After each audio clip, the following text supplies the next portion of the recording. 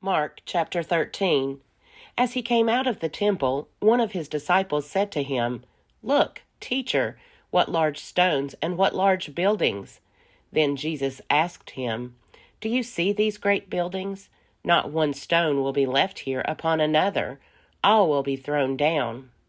When he was sitting on the Mount of Olives opposite the temple, Peter, James, John, and Andrew asked him privately, "Tell us, when will this be, and what will be the sign that all these things are about to be accomplished?"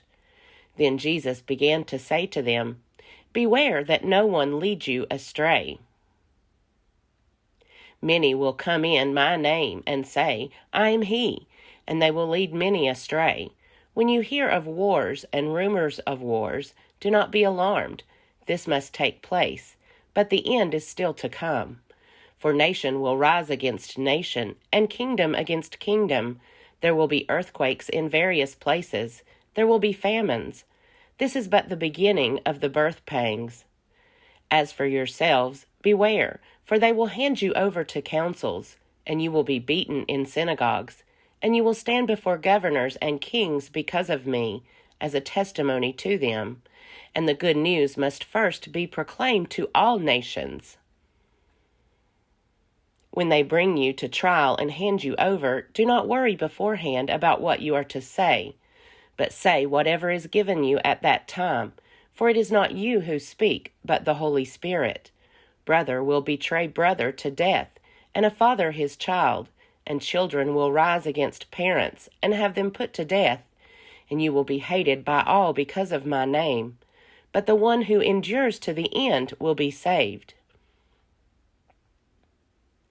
But when you see the desolating sacrilege set up where it ought not to be, let the reader understand, then those in Judea must flee to the mountains. The one on the housetop must not go down or enter the house to take anything away. The one in the field must not turn back to get a coat. Woe to those who are pregnant and to those who are nursing infants in those days.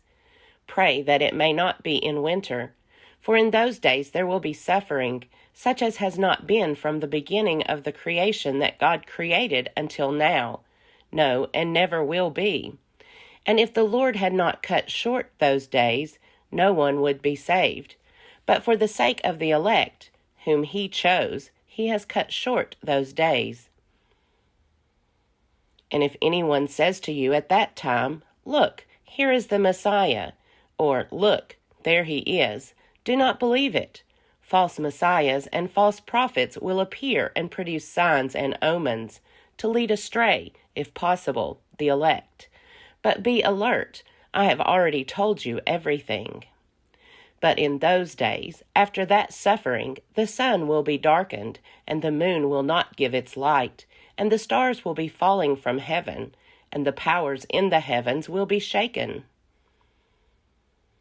Then they will see the Son of Man coming in clouds with great power and glory.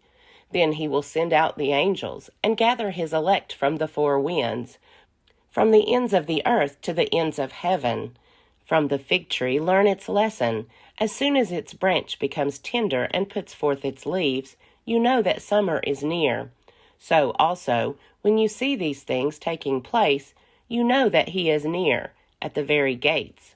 Truly, I tell you, this generation will not pass away until all these things have taken place. Heaven and earth will pass away, but my words will not pass away.